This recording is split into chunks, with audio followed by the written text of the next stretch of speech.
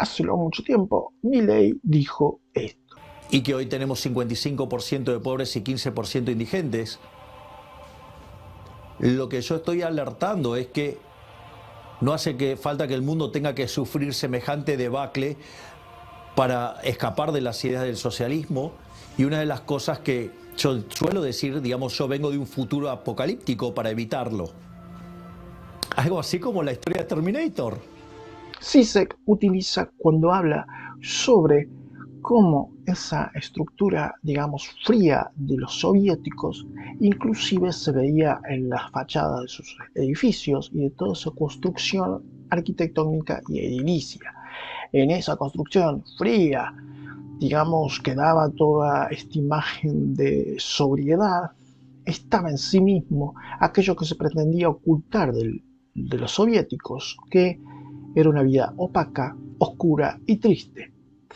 Entonces, este tipo de, digamos, de funcionamiento de los discursos, y no solamente de los discursos, cuando digo los discursos, lo que se dice, sino también de cómo se dice, al fin y al cabo se termina filtrando y se termina exhibiendo de forma obscena, inclusive con la negación de aquellos que apoyan ese movimiento de ideología.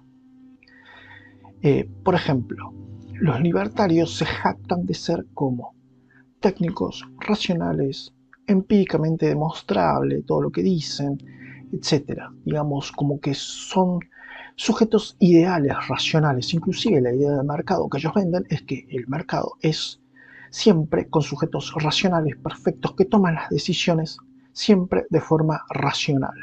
Son sujetos ideales. Esto no lo digo yo, lo dice la misma teoría económica en que se sustentan todos los que son libertarios.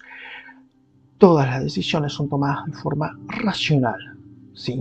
Ninguna persona va a tomar una decisión en contra de sí misma. Ningún empresario, ningún, digamos, agente económico va a tomar decisiones en contra de sí mismo.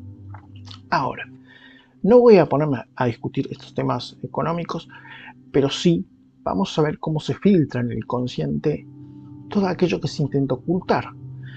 Esto es lo básico. Todo aquello que los sujetos sociales, como agentes de una ideología, intentan ocultar, se filtra siempre. Vamos a poner como ejemplo a las ideas progresistas en relación al Estado, la función que debe cumplir el Estado y cómo ese Estado supuestamente tiene una función paternalista. Entonces constantemente se filtra en el inconsciente que son sujetos que no toman decisiones, que son carentes de voluntad. Y esto se termina filtrando en lo que dicen los discursos y en cómo lo dicen, y al fin y al cabo, digamos, en la actitud, en el estado que toman ante la vida, ¿sí? Porque uno ve, ¿cierto?, digamos, ese discurso optimista, que nunca, digamos, se dice que es empoderado, pero al fin y al cabo, como su única forma de sobrevivir es con un estado paternalista, entonces automáticamente pasan a tener esta, digamos, actitud carente de responsabilidad.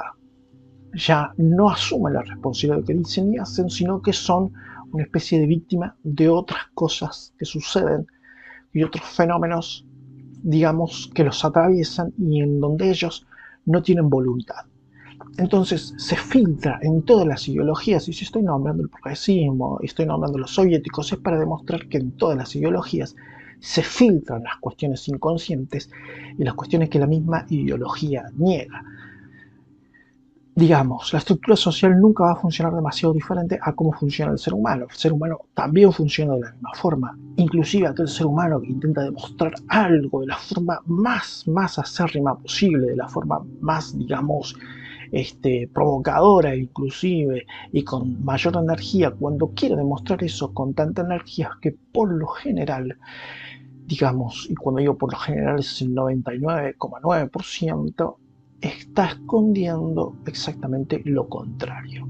Entonces, la disonancia cognitiva que causa en relación a eso que dijo Milei es que contradice esa eterna idea de que los libertarios son técnicos, no tienen emociones y toman decisiones racionales. Fíjense que su gran líder libertario mundial, es una persona que no controla sus emociones, que no logra comunicar sin que no exista el agravio y que además se comporta como un niño en ciertas formas, en ciertos momentos puntuales cuando tiene que seguir un protocolo, se comporta como un niño. Es decir, al que han elegido como el máximo libertario del mundo, carece absolutamente de todas las cualidades y características del libertario. Vamos a poner, por ejemplo, a Ramón Rayo, español. Ramón Rayo, en un video que ha salido no hace mucho tiempo, ha comunicado que no quiere, digamos, meterse en la política porque sabe que muchas de las cosas que va a intentar implementar son directamente un imposible. Matayos 229 pregunta, ¿estarías dispuesto a hacer el salto a la política como hizo Javier Milei en Argentina? Desde luego que no. Respeto mucho la decisión de Javier Milei. Yo creo que puede ser un error, está por ver, pero bueno, ojalá sea un acierto y ojalá desde la política contribuya a ampliar mucho la libertad de los ciudadanos. Pero creo que para cambiar la sociedad hay que cambiarla desde la base, desde la batalla de las ideas. Si uno gana la batalla de las ideas mayoritariamente, los políticos no tendrán otro remedio, sean liberales o no, que reaccionar ante las peticiones mayoritarias de sus ciudadanos. Y por tanto no es necesario que un liberal entre en el fango de la política, porque además un liberal en la política, como cualquier político de cualquier otra ideología, tendería inevitablemente a corromperse y a abusar del poder. Entonces, al poder se lo controla desde fuera, no formando parte del poder. Giacomini, el que estuvo con Milei, el que escribió los libros, el único libertario anarcocapitalista que existe en la Argentina, dijo algo parecido en varias ocasiones. La esencia de este régimen de gobierno que tenemos acá y en Occidente, como le gusta decir Javier, es el gasto público. En la tendencia promedio de largo plazo, el gasto público está condenado a subir. Y solamente puede bajar transitoriamente, temporalmente, y después va a volver a subir. Y al mismo tiempo, como las elecciones se ganan con gasto público, pero se pierden con impuestos, siempre tiene que haber déficit fiscal. ¿Cómo no va a haber déficit fiscal si se financia con deuda? ¿Qué le permite al político de turno? Gastar él, hacer a la gente cautiva de ese gasto público, por ende lo vota. Bueno, pero no todos los países funcionan como Argentina. Sí, todos los países, salvo los que estuvieron del otro lado de la muralla de hierro, o sea, debajo de la URSS, todos tienen más gasto público, más impuestos, más presión tributaria, mayor base imponible que hace 20, 30, 40, 50 años para atrás. Pero que haya resultado que el único que se haya atrevido a tratar de llevar a cabo el anarcocapitalismo dentro de un esquema capitalista basado en estados es y tiene que ser una persona carente de razón. Carente de razón en el sentido no de que no tenga una formación académica X, uno puede carecer de razón inclusive cuando tiene formación académica, sino carente de razón en el sentido de que no da cuenta del contexto de las situaciones para realmente saber si sus paradigmas, sus ideales, sus imaginarios pueden llegar a concretarse, inclusive conociendo todo lo que puede conocer sobre su ciencia.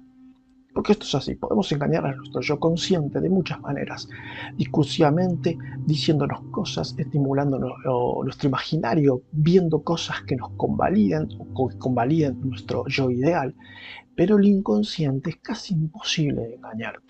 En resumidas cuentas, lo que ocurre cuando él compara cuál va a ser supuestamente el resultado del socialismo con una película de ciencia ficción, que las películas de ciencia ficción o las películas ficcionales de por sí mismas son una exageración o una metáfora de algo, cuando él elige comunicar de esta forma este concepto sobre el socialismo y no elige un método racional y crítico, es porque en cierta forma su inconsciente reconoce la radicalización de su idea, la radicalización que tiene su propia personalidad excéntrica, y no puede engañarse, no puede autoengañarse. La persona tiene estas filtraciones del inconsciente porque tiene que engañar a los demás, pero sin engañarse a sí mismo. Es un juego, una dialéctica que está en la, digamos, en la fase interna de toda persona, que está caricaturizando de forma inconsciente su propio pensamiento. Y eso causa disonancia cognitiva, eso es lo que causa tanto revuelo. ¿Cómo es posible que utilice este tipo de discursos y estas formas discursivas para expresar sus ideas? Es que justamente es tan radical que hasta su inconsciente no lo tolera. Inclusive le está ocurriendo que todas sus manifestaciones, en cierta forma, están en juego con esa figura ideal, mesiánica, que él desea tener. Porque el grotesco que, digamos, se evidencia no es compatible con un Mesías. Entonces, todo este juego dialéctico del inconsciente está constantemente en todos los discursos que realiza Milei y en todo aquello que podemos ver en él. Entonces, en este filtro, en este discurso, lo que hay es en evidencia que hasta para el propio Milei esto es una locura, esto es irreal, esto es ficción, esto no tiene ninguna racionalidad.